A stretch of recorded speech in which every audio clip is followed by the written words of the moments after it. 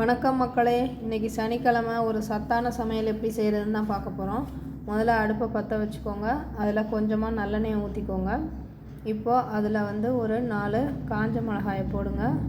அதை போட்டு நல்லா வறுத்து விடுங்க. அதுக்கப்புறமா சிறிதளவு பூண்டு சேர்த்துக்கோங்க.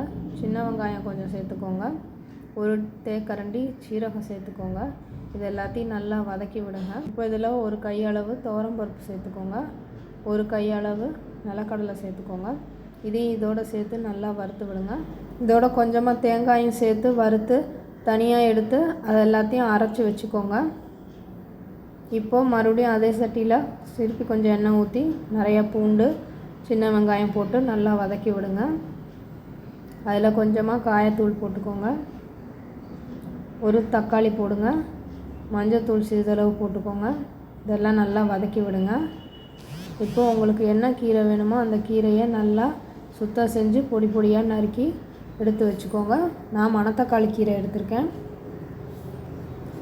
இது நல்லா வதங்கி வரணும். நல்லா வதங்கினதுக்கப்புறமா நல்லா மசிச்சு விட்டுக்கோங்க. எல்லாம் ஒன்று போல் நல்லா மசிஞ்சதுக்கப்புறமா நம்ம அரைச்சி வச்சுருக்க கலவையை இதில் போட்டு நல்லா தண்ணி சேர்த்து தேவையான அளவு உப்பும் இதோடு சேர்த்து அரைச்சிக்கோங்க. கலந்து விடுங்க. இப்போ எல்லாம் ஒன்று போல் சேர்ந்து கொதித்து அருமையாக வந்துடுது. இப்போ பார்த்திங்கன்னா வாசமே அருமையாக இருக்கும். இதோட ருசி அதோட சுவையாக இருக்கும். இப்போ இதுக்கு தாளிப்பு சேர்த்துக்கலாம். ஒரு சட்டியை வச்சு அதில் நல்லெண்ணெயை ஊற்றிட்டு அதில் தேவையான அளவு கடுகு உளுந்து போட்டுக்கோங்க. சீரகம் போட்டுக்கோங்க.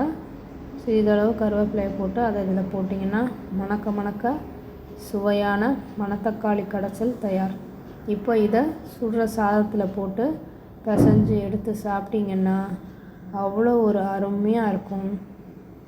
எப்பயும் சாப்பிட்றத விட அதிகமாக சாப்பிடுவாங்க. அவ்வளோ ஒரு ருசியாக இருக்கும். நீங்களும் செஞ்சு சாப்பிட்டு பார்த்துட்டு எப்படி இருந்துச்சு அப்படின்னு சொல்லுங்கள். எந்த கீரையில் செய்யலான்னு உங்களுடைய கருத்துக்களை சொல்லுங்கள். சனிக்கிழமை சத்தான சமையலில் எல்லோரும் இதை கண்டிப்பாக செஞ்சு பாருங்கள்.